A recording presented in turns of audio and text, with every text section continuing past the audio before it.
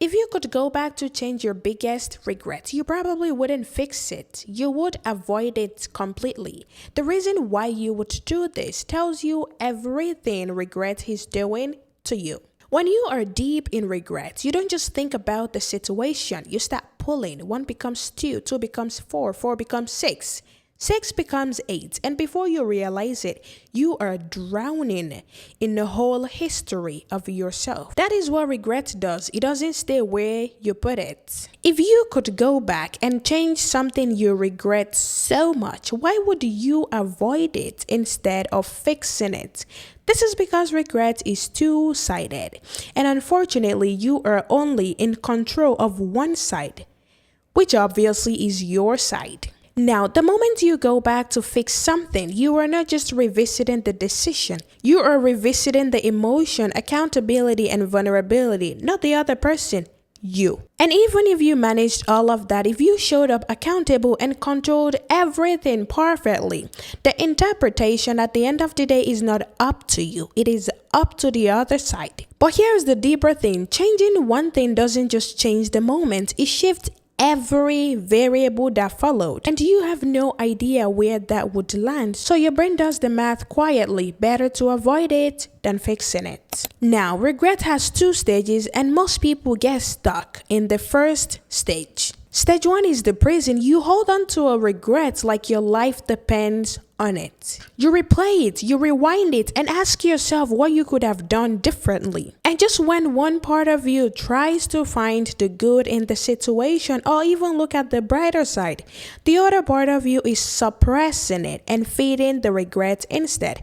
Which is why when you are regretting a situation, you start pulling into other things you regret. But here is the thing about stage 1. Could you have chosen differently? Absolutely. Could that have changed things? Possibly. Would the overall outcome have been different? That you would never know, because even a different choice affects a different variable, which affects a different result. You cannot rewrite one line in a story without having to change everything that comes after it. The way out of stage 1 is not pretending it didn't happen. It is accepting it couldn't have turned out any other way, given who you were, what you knew, and what you had at that moment. If you think this acceptance will erase the regret, I am sorry to break it to you. It wouldn't do that. Instead, it will loosen its grip on you. Stage 2 is where regret becomes proof of wisdom. I am not talking about the wisdom of I am never doing that again. I have to avoid that by any means possible. Stage 2 is the wisdom of knowing how to move through a similar situation, not around it. If you regret loving someone and you find yourself catching feelings again, stage 1 will have you holding yourself back, convincing yourself you don't deserve of love. However, stage 2 instead will let you love with self-awareness and yourself still intact. If my regret is no longer just regret, but instead it is now a proof of wisdom, isn't that the end? I am sorry to break it to you, but that is in fact not the end. The battle of regret doesn't end just because it becomes proof of wisdom. Regret will try to pull you back to stage 1, especially when life is really hard. When you feel let down, misunderstood, or less, regret comes running with